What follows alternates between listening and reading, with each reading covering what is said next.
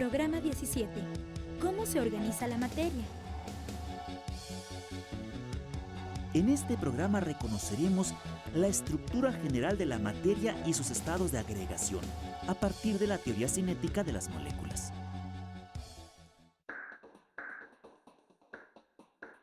Cuando observamos a nuestro alrededor, podemos ver a simple vista que la materia se comporta de distintas maneras. Por ejemplo, si un objeto de cristal cae, se quiebra. Es fácil mantener un sólido en nuestras manos sin que se deforme o escape. Pero un líquido o un gas, debemos contenerlos en recipientes. ¿Has pensado por qué la materia se comporta de maneras tan diversas? Para dar una descripción más precisa de la materia, es necesario conocer cómo se organizan sus moléculas. Observemos algo más. Si vamos al cine y observamos en la oscuridad el haz de luz que emite el proyector, nos damos cuenta que hay muchas partículas muy pequeñas que se mueven incesantemente en todas direcciones.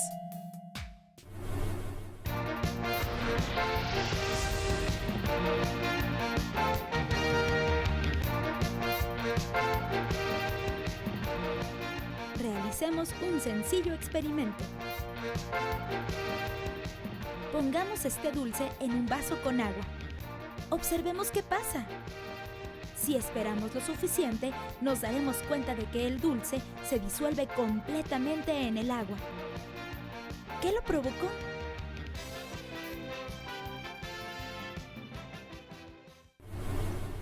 En el caso del dulce, este se disuelve sin que nadie agite el agua.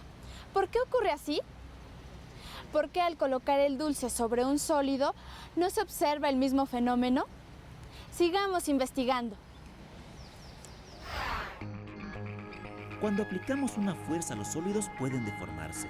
Unos requieren mayor fuerza que otros. Por el contrario, los líquidos cambian de forma con facilidad. Un pedazo de hierro no puede comprimirse, mientras que un gas sí. ¿Por qué? Parte de la explicación de estos fenómenos es que los materiales están formados de partículas con espacios vacíos entre ellas.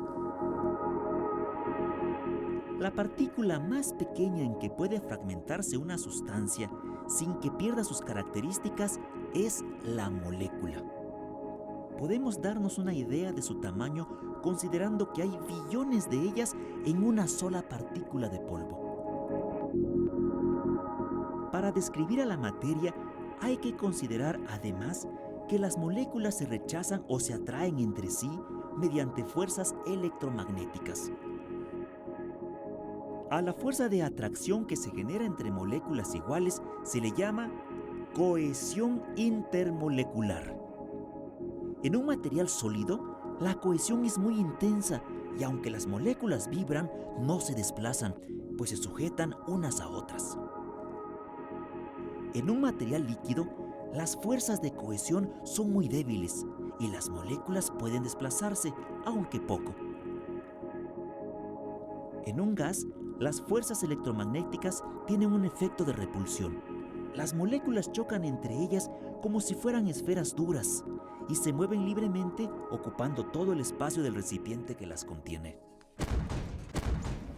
La física también sirve para explicar algo sobre los chistes de elefantes. Observa. ¿Cómo sacarías a un elefante de una alberca?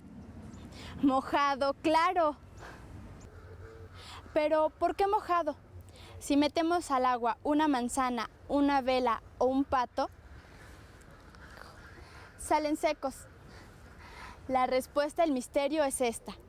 Las moléculas del agua ejercen fuerzas de repulsión con las de la manzana o las de las plumas del pato, mientras que las moléculas del agua ejercen fuerzas de atracción con las de la piel del elefante. A la atracción que se ejerce entre moléculas diferentes se les llama adhesión. Por algo, a esto se le conoce como cinta adhesiva.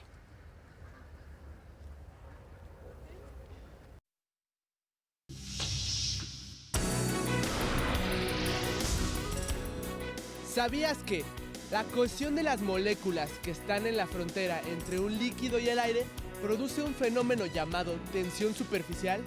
Consiste en que la superficie del líquido se comporta como una membrana elástica, capaz de soportar el peso de objetos ligeros. Así, algunos insectos se pueden parar sobre el agua. Intenta colocar una aguja sobre el agua. Aunque la densidad de la aguja sea mayor que la del agua, claro que se puede. Observa cómo la superficie líquida se curva por el peso de la aguja. Las propiedades que hemos visto no se manifestarían si las moléculas permanecieran quietas. Aunque las moléculas sean pequeñísimas, son materia y están sujetas a las leyes de Newton. Todas las moléculas tienen energía cinética por el solo hecho de moverse. Algo similar a lo que ocurre con el polvo en el cine es el movimiento molecular perpetuo llamado movimiento browniano, en honor al botánico escocés Robert Brown. Él descubrió que partículas de polen se mueven continuamente en direcciones impredecibles cuando están en un líquido o gas. La causa es que son golpeadas incesantemente por moléculas del fluido. Por la misma razón, el dulce se disuelve en el agua. Ahora ya podemos explicar por qué los sólidos no se deforman fácilmente. Esto se debe a las grandes fuerzas de cohesión. Solo una fuerza externa suficientemente grande puede fragmentar un sólido o deformarlo. En cambio, a un gas sí se le puede comprimir, es decir, disminuir su volumen sin que se reduzca su masa. Las propiedades macroscópicas de los materiales, como la compresibilidad o la fragilidad, dependen de la manera en que las moléculas interactúan entre sí y se organizan.